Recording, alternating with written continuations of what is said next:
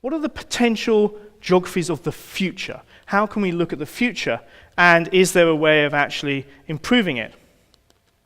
So all current trends lead to what I call the perfect storm, which was a wonderful terminology coined by John Bebbington, who was one of the chief science advisors to the UK government. And what he pointed out was, well, if we look at all the trends, by 2030, so that's only 14 years' time, energy demand in the world will increase by 50%. Food demand will also increase by 50%. Water demand to feed the energy and the food will increase by 30%. We then have development, because of course everybody wants to have the same lifestyle as the middle class in America and Europe. And again, the question is, morally, why shouldn't they? And then we have on the right-hand side population growth, because of course population is still growing, it's slowing, but it's still growing, and there will be extra people, and I'll talk about that later. And then right in the middle we have climate change, which is then causing an additional stress. I talked about this yesterday in my previous talk, but I thought it was important to put it into the context. So if we look at future climate change, these are the computer models that have been generated, and here there are two future stories. The red one is business as usual, i.e. we carry on doing what we're doing now, and we don't regulate fossil fuel emissions. And then the blue one is actually Paris worked, the world suddenly loves each other, and we do everything, and I mean everything we can, to try and reduce our fossil fuel emissions, and therefore keep the temperatures to 2 degrees. It is a challenge. The Paris was an amazing conference. 193 countries actually agreed to do something about climate change. The leadership by President Obama and by the Europeans, and particularly the French, was instrumental in getting that international agreement. But if we look, these are the different amounts of carbon we can emit. So if we look at the top curve, the RCP 8.5, that's the business as usual. We're basically predicting we're just going to carry on doing what we're doing. And then the 2.6 one here, which goes up and down, that one is the way scientists suggest we can get to a 2-degree world and not get warmer. However, yes, slight problem. It means that by 2020, in 4 years' time, we have to start cutting global emissions.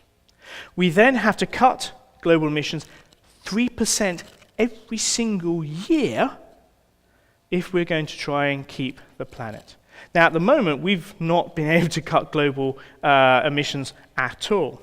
And the last thing that scientists don't usually tell you is that by 2070, even if we've done all this, we will need negative emissions, i.e. we're going to have to suck CO2 out of the atmosphere somehow to try and actually keep to that 2 degree. So the challenges are there. We can do it, don't be under any illusions, but it does take a completely different mindset. Right, is this because we're going to have too many people? Is this what's causing all this global warming? And I have to say, I do love this. I do turn around to my students and say, I'm not sure what worries me more, the 1960s dress, which unfortunately I think is having a comeback, or the actual slogan. So again, population for some reason, like climate change, creates a hysteria, even though we know that the population of the world, this is the UN estimate, we know is actually going to tail off to about 9.5 to 10 billion by the middle of the century, and then will slowly tail off. Most interesting thing that I can tell you about this curve is the key to this curve and actually making it turn down quicker is women's education up to secondary school level. Men think they control fertility, they think that they control when they have babies. I'm sorry guys, I hate to tell you it's not true. Women, if they're educated and understand, they will then control when they have children and how many, okay? It's an illusion that we have any control. So, is this our future? Are we looking at 10 billion people by the middle of the century? Are we looking at rapid development? Are we looking at temperature rises of over 4 degrees? Possibly, but not necessarily. Will our future be a healthier one? So if you look at all the trends from the 1950s to the present day, everywhere is getting healthier. Okay? So this is life expectancy at birth, and you can see that in 2010, somebody born in America or Europe will have an expectation of living to at least 80. Okay? Now, of course, if you happen to be African and born today, your expectation is only 55. So the trends are all in the right direction, but there's a huge inequality between countries. There's also huge inequalities within countries. Within my own country, the United Kingdom, if you look at the poorest area of, say, Liverpool, compared with the richest area of London, the life expectancy in London is 15 years longer than in the poor part of Liverpool. So even with developed countries with lots of resources and money, that inequality that's grown up, that we've seemed to have accepted, unfortunately, means that there are huge differences in health and outcomes for people. So are we getting richer? Okay, so we know that the wealth of each country is growing and growing. Well, it depends which country you live in and which percentage you're in. So this is the 1%ers, okay? And as you can see, everything was going fantastically. So on the left-hand side, we have the USA, UK, Canada, Ireland, and Australia. And you can see right into the end of the 1970s, 1979 is the key moment. We're getting more and more equal. So the richest 1% in the US in 1979 had about 9% of all the wealth of the country. Since the 80s and neoliberalism, that 1%, they now have declared, and I'll come back to this, 18% of the wealth. So the richest 1% have actually grown in wealth. They've actually doubled the amount of actual percentage wealth that they have for the country. The bottom 10% haven't changed. They're as poor or not poorer than they were in the 1970s. And this is true of all those countries, UK, Canada, Ireland, and Australia. But it's not written in stone that this must happen. If you look at other countries, and this is the right-hand side to give you some hope, we have countries such as Germany, that fantastic economy. We have Japan, the second largest economy in the world. And guess what? Their 1%ers, their leaders of industry, have kept at a stable percentage of the wealth of the country. Germany is the highest, about 10%, but you can see all the other countries have stabilized. So even in the Western world, there are two completely different models of how you redistribute wealth around the country. So just because certain countries that we actually live in have that, doesn't necessarily mean we have to have it. So this is the UK in terms of property wealth. Okay, and as you can see, the top 1% have blown above 15%. But this is the declared wealth.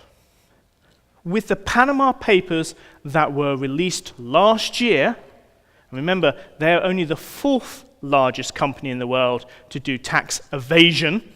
And this is tax evasion. We now know that the 1%ers are hiding money away, left, right, and center, okay? It's being put into these accounts, and we are not getting those taxes back into our countries. So when we look at these 1%ers and we say, oh, look, 18% is a bit high. Actually, it's going to be a lot higher if we could just find out how much they're hiding away. And the thing is, have we become tolerant of this inequality? Again, the US is one of the most unequal countries in the Western world. But look at world GDP. It's an upward trend. It's a straight line going up, the amount of money.